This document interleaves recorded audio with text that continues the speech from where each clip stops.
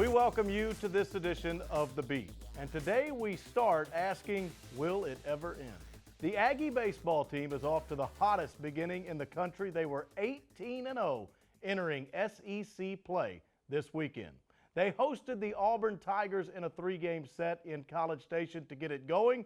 So, could the start of SEC play finally stop the Aggies?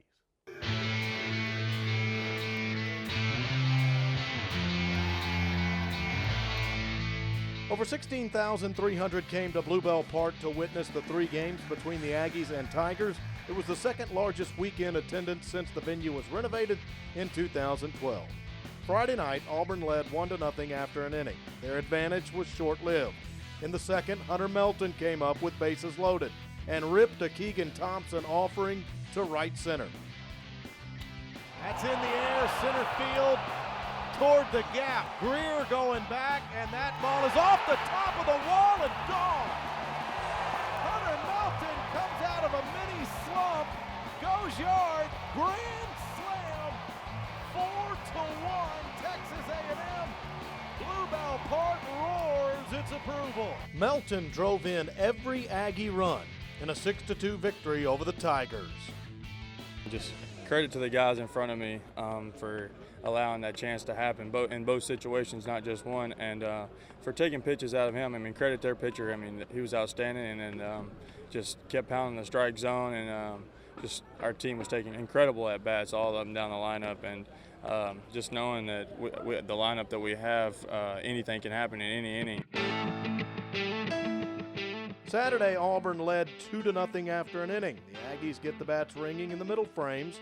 3 in the fourth, and 3 more in the fifth pushes A&M ahead, and they never look back. Matt Kent started on the hill and worked all the way into the 9th inning. A&M easily in this one. They wrap up the series with a 10-4 win. It was great. It continues our momentum. It's 20 in a row, and 1,000th one here at Olson. And to go 2-0 in conference, win the first series with a chance to sweep at home, it's great. Momentum is huge in baseball, and you can see it in a game and then throughout a season. Pretty special to be a part of. It's what we told our guys. I mean, we'll all be long gone by the time their 2,000th win, and to be a part of that and the history of, the amazing baseball, the coaches, the players, the staff members that have gone before us is pretty special. And to do it at home is special, and to do it in the Southeast Conference, I think, is even more special. Sunday looking for the sweep. The big inning in the finale, the 6th. The Aggies started it with 6 consecutive hits.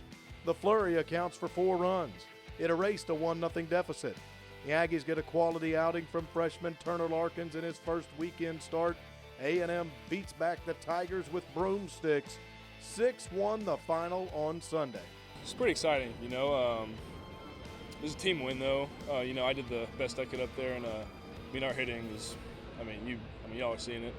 And we're not 21-0 by accident. We all play for each other, and that's why we're so good. The sweep complete, the streak not at all. It's still going after the start of SEC play. A&M moved to 21-0 after exiting the Auburn weekend.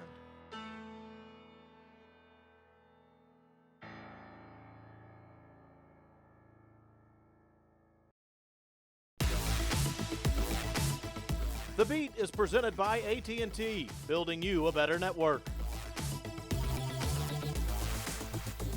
On March 2nd, Grayson Long was named the SEC's Pitcher of the Week shortly after he was tabbed as the Aggies' Friday night starter. And in the opener of the Auburn series, he pitched 6 innings, allowing just a run, got A&M started on the right foot, and they swept the Tigers to begin Southeastern Conference play. Grayson Long joins us on set right now, and Grayson, we certainly appreciate your time. Thank you for having me. Let's discuss that Auburn start. One of the reasons you're in the Friday night role is the injury to A.J. Minter. You had been pitching on Saturdays. What was your initial reaction to hearing about the injury to A.J. and then that you would be starting series now? Me and A.J. were best friends, roommates, and I feel for him. It's a big loss for the team, and it's a bad spot for him. And Coach came up to me after the Houston start and said, "You're gonna take over Friday nights," and I just kind of approach it just another start. It really doesn't matter to me what day I throw. I threw Sunday and Saturday last year, so I just try to approach it just another game.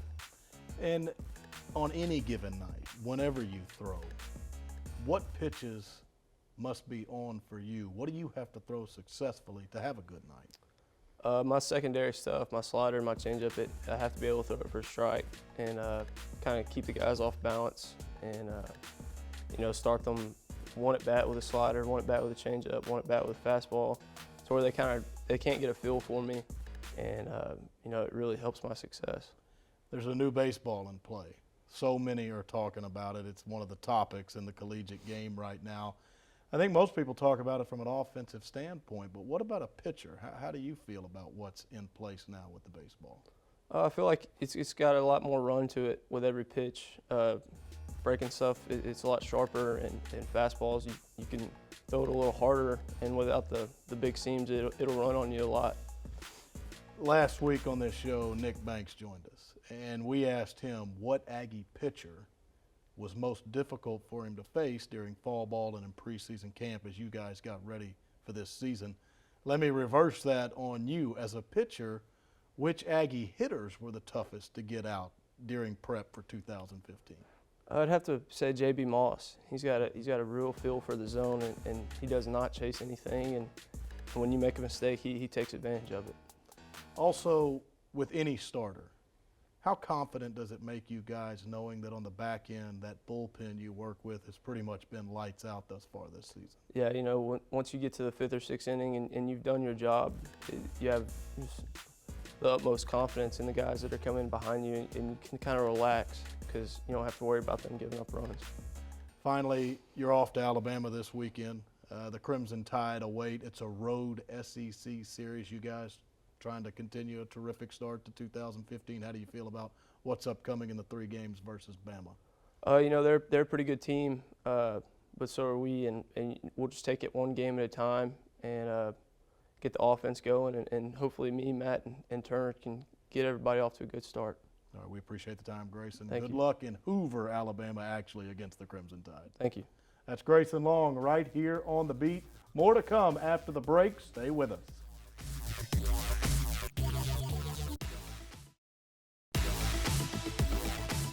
This segment of The Beat is brought to you by Bud Light, the perfect beer when you're up for whatever. Welcome back to The Beat. On set now with us, we have head women's basketball coach Gary Blair.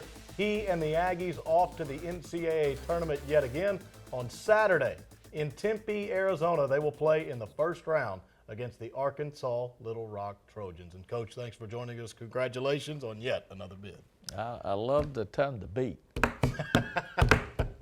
Catchy, isn't it? We're going dancing, baby. We're going dancing in the desert, so looking forward to it. Indeed you are. And that first round opponent, like we said, the Arkansas Little Rock Trojans. And when you think about that foe to get it started, you've got a long-standing relationship. You're good friends with their head coach, Joe Foley. People may not know a whole lot about UALR, but you certainly do.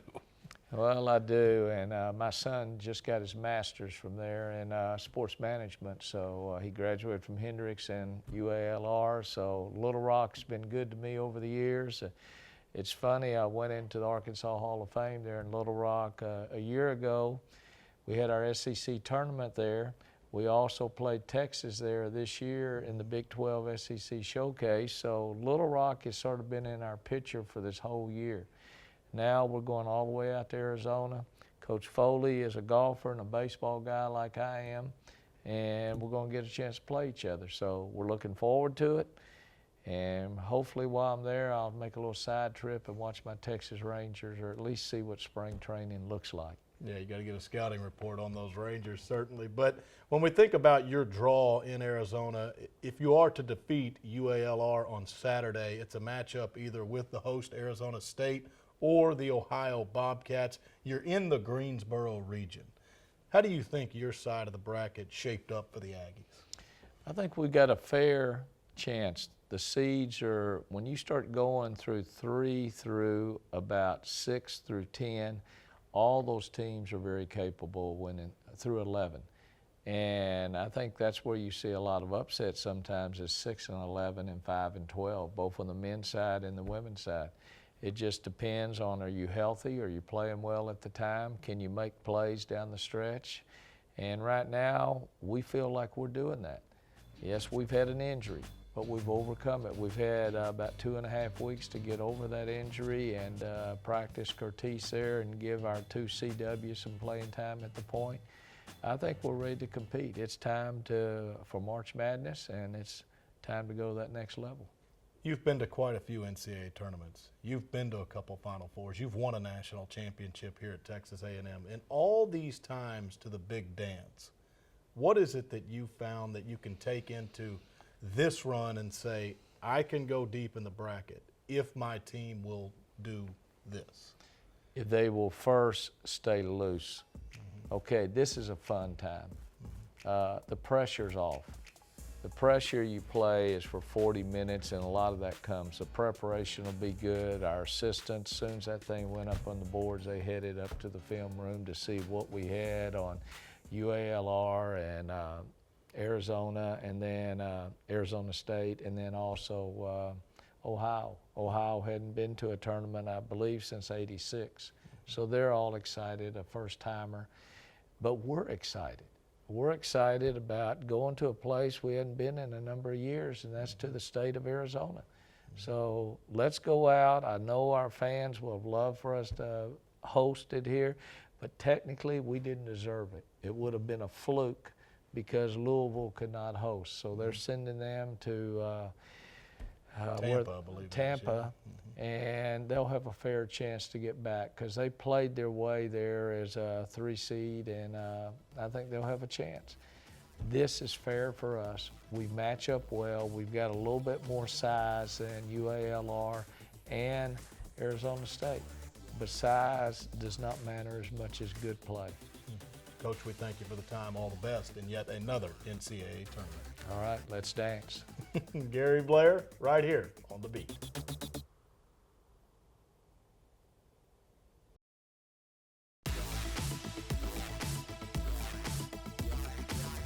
Welcome back to The Beat. Texas A&M Track and Field is fresh off an appearance in the NCAA Indoor Championships in Fayetteville, Arkansas, and we have with us right now their head coach, Pat Henry.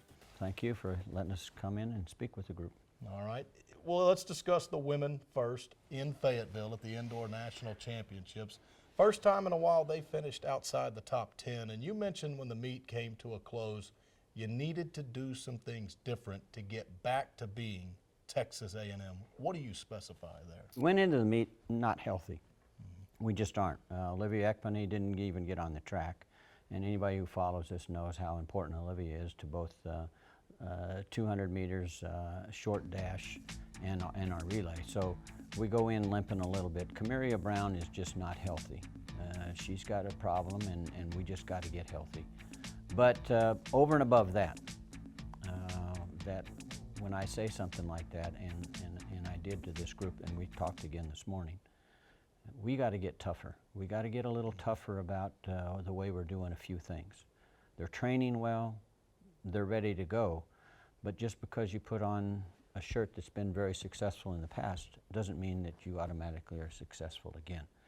It takes a lot of concentration. It takes a lot of work to be successful at this level, and you can't come in halfway. You got to come in 100%. And the men, they certainly had a nice meet, finished in the top 5. What stood out to you? Now, we'll discuss one group in just a moment, but what stood out to you for the most part when it came to the men's performance? Well, and you can just flip the chart over because our men were very aggressive. They looked really good.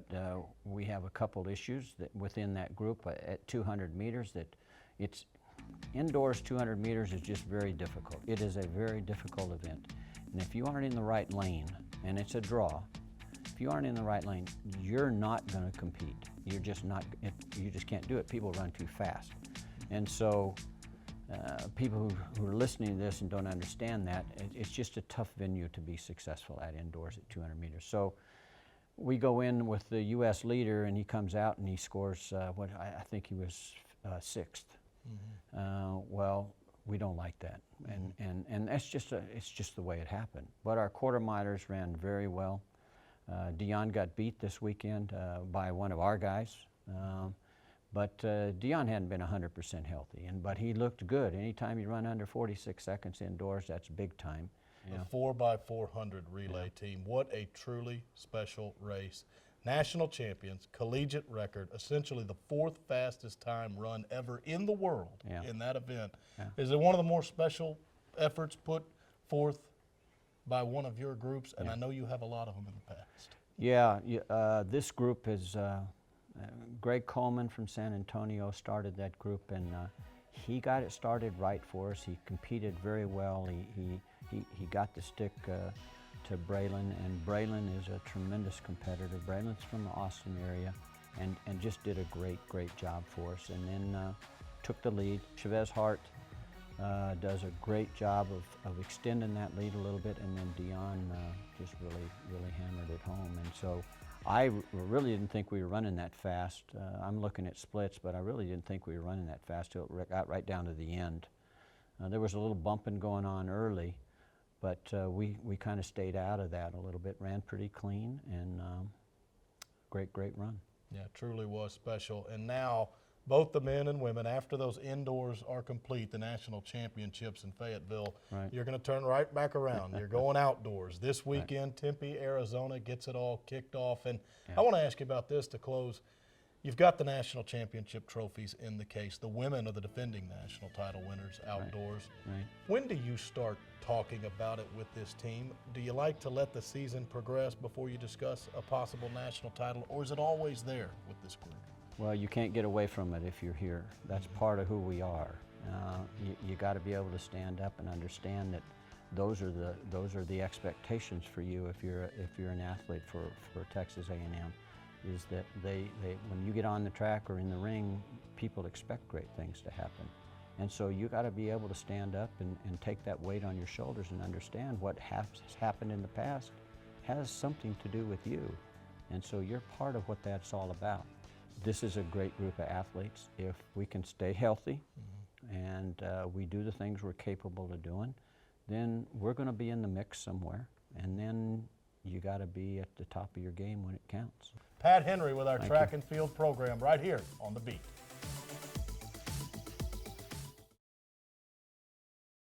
Before we close out this edition of The Beat, a couple of notes on the postseason when it comes to basketball. The men's team accepted a bid to the NIT.